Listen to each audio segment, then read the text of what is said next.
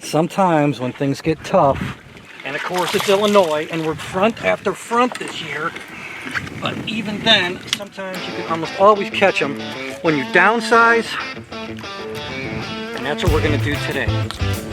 We're going to do a couple different things today. I don't know exactly what it's going to be. It's tough, but there's a front schedule for this afternoon. We're off to a good start. Don't miss this episode. This is Hookin' Hunt TV.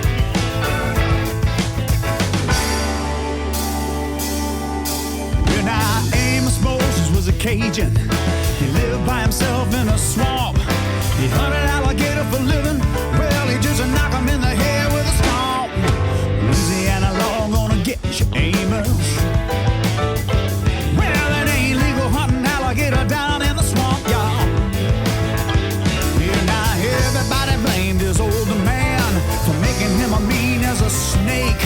When Amos Moses was young, well, his daddy would use him for alligator bait. Tie a rope around his neck, throw him in the swamp. Take a look at that. Nice job, buddy. Oh, man. Another nice pre-spawn fish. Yeah, it is. Come here, see me, buddy.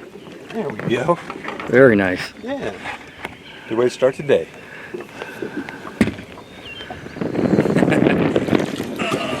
Get in here.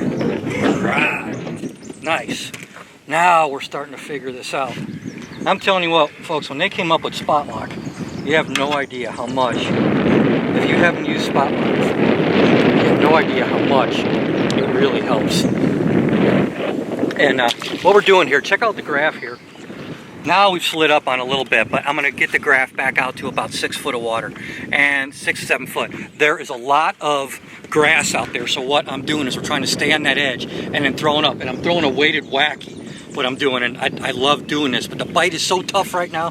What I'm doing is we're actually pointed into the wind, hit the Spot Lock, and let the wacky drift down on the edge of the weed line. And when they hit it, they're hammering it. Now we just got to see if we can catch some bigger fish.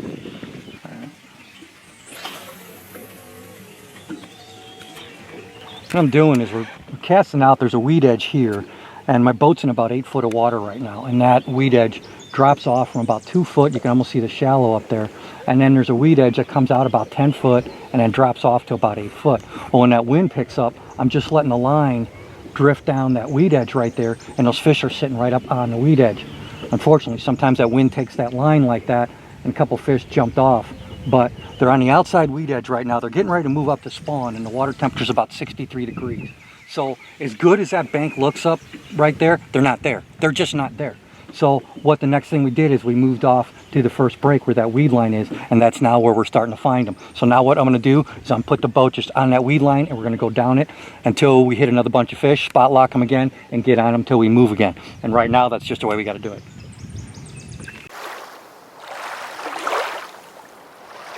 Over that today. We'll take it. Come here, buddy. Yeah. Here's what I like about this hook. Let me show you guys this.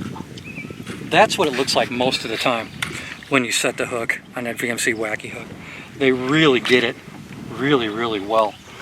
Yep, they're bucks, and these fish are staging right now, getting ready to move up. There's a spawning flat right over here, and these fish are just off the bank right now. We were showing you in the graph before. We were in like 8-9 foot of water. And this is just really, really slow fishing. I mean, hey, after we've been cooped up for months, you know what? I don't care. I just want to get bit. Even though it's slow fishing, you know what? It's still fun. We're outside. God, thank you for that.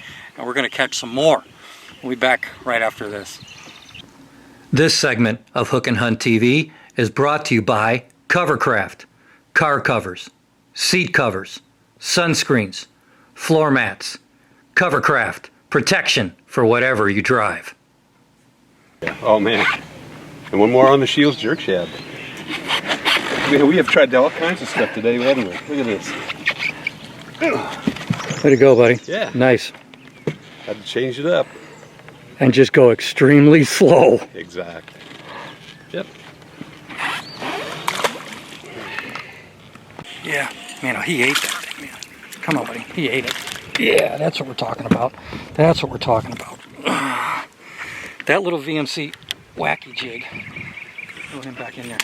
This is what I'm throwing, and I throw this a lot. That's at VMC Wacky Jig. And right now I've got it right through the center, it's just coming through the weeds easier. But that is one deadly, deadly sharp little hook. And you'd be surprised how big of a fish you can catch on that thing. What it does is, since it's windy out here, I need something to get that wacky worm down because they're biting so light. We need something to stay in front of their face a little bit longer. Wacky worm is a ticket, but you gotta have something to get it down there. So we're using that little 1/16 ounce jig right there, and that is doing it.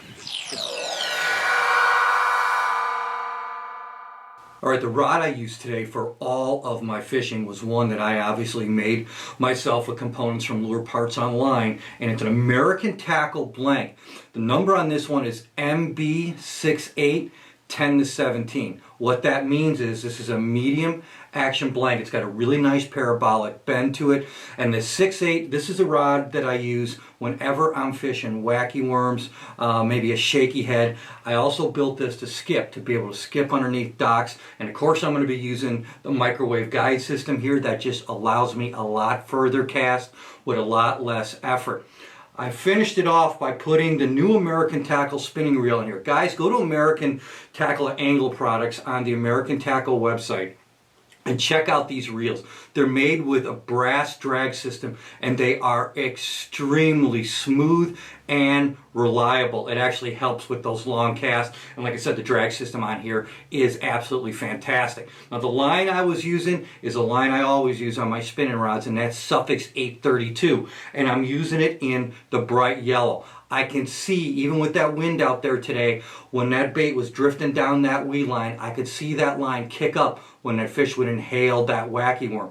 Now the water wasn't real clear, but it was clear enough to where instead of putting a fluorocarbon leader on there, I actually took the line and I took a marker and I ran a marker up and down about 4 or 5 foot of the line. That dyed the line permanently black, and they can't see anything. The other thing where that helps is you can actually see how deep that your wacky worm is going, because when the yellow starts to show up, then I know that I'm at least 5 foot down. And that was important going through those weeds today. This was a really, really tough bite.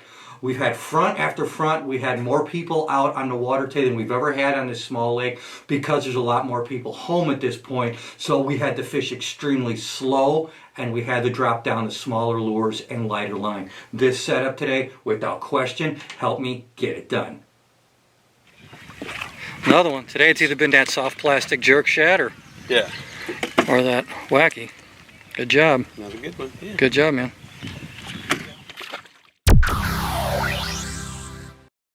Now, weighting those baits made all the difference today. Between the wind blowing and those fish really hunkering down in those weeds, we had a two-step approach. I was using a weighted wacky, which I can rig one of two ways.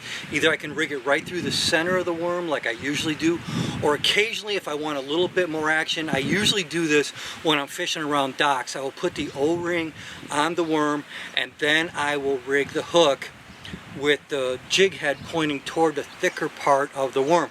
It sounds strange, but especially when I'm fishing docks or maybe like a seawall or some kind of vertical structure like that, it just gives it a lot more action, and I've done really good, especially on largemouth, when I weight it that way. So that may be something you want to consider. Now when it comes to the soft plastic jerkbait, Kirk was throwing that Shields jerk minnow or jerk shad. It's a fantastic bait. I've fished with Kirk in a lot of places across North America, and whether he's fishing it on a spinning rod, whether he's fishing on a bait cast rod, he has a great way of making both largemouth and smallmouth react to that bait. So with me fishing on the outside edges of the weeds today, what he did is he Texas rigged it with a weighted VMC hook to allow that bait to come through those weeds. I fished with an open hook on that weighted wacky hook on the outside of the weed edges. That's how I caught my fish. He took that weighted jerk minnow, threw it in the weeds, and let it sink down through the weeds. We both had the same approach. We throw upwind and kind of let the wind drift those baits through the weeds. It's not our usual style of fishing, but with all those boats that were out there today and just how tough that bite was, it really made the difference today. Honestly, we just really didn't see anybody catching hardly any fish, and weighting those baits, getting them down to where the fish are, I think made all the difference. Remember, besides the lure, the two most important things you can do are location and then the presentation of your lures. Now today, those weed lines where we found with that drop that we showed you on the graph was without question the most successful area of the lake that we could find today. And I'm glad we did, because at least we were able to catch some fish. Next time that you're out throwing a wacky worm or a soft plastic jerkbait, if they're not hitting real close to the surface, try weighting it. It made the difference for us. It has in the past. I guarantee it will for you. Get in here. That's what we're talking about. And that, I think, is a good way to end the day. That one's been up on a nest. Check that out. All right. Oh, we worked hard today. We worked hard. I'll tell you what though, it was so much fun just being able to come out after all this time and be able to go fishing. We are so blessed to be able to do that, folks. And I hope you all get out with your kids, with your friends this year, and just do it. Just go fishing. It doesn't always have to be the big fish, but if you can share some laughs, share some fun, share some memories, that is what it's all about. And hey, a little more fun for you. Before, at the end of the show, please watch a little after the end of the show. We're going to put some discount codes up there from a lot of our companies like Covercraft, like Prime One, like Lure Parts Online, to save you guys some money so you can get some stuff and get out on the water. Thank you so much for being with us this week. God bless you. I'm Jim Crowley. We will see you soon.